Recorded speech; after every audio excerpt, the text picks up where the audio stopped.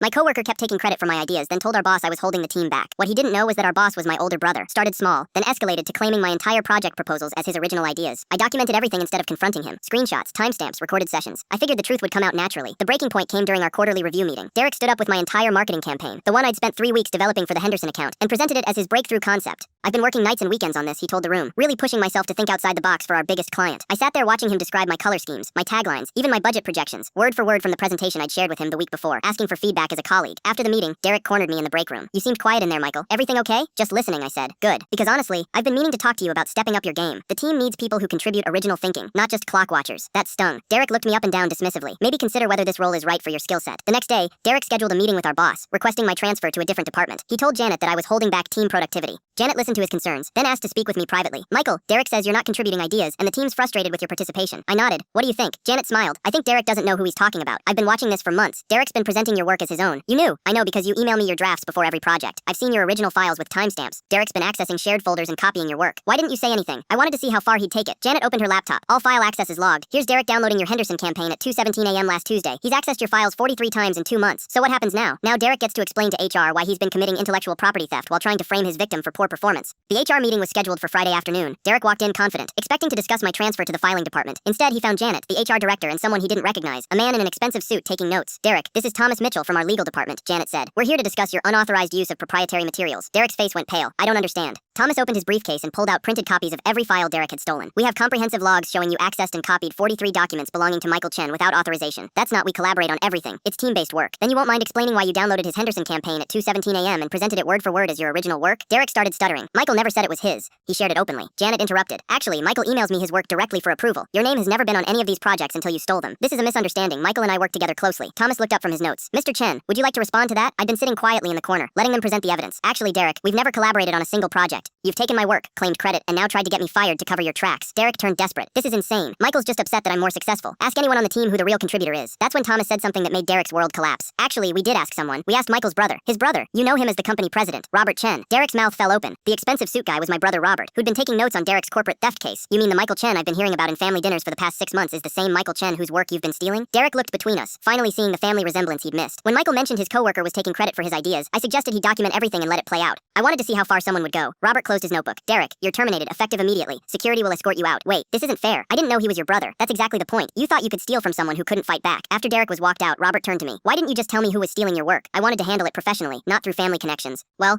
you handled it perfectly. The documentation you provided will help us prevent this from happening to other employees. Janet smiled. Derek spent months trying to get rid of the wrong person. Turns out he was trying to eliminate his boss's brother while stealing from the company president's family.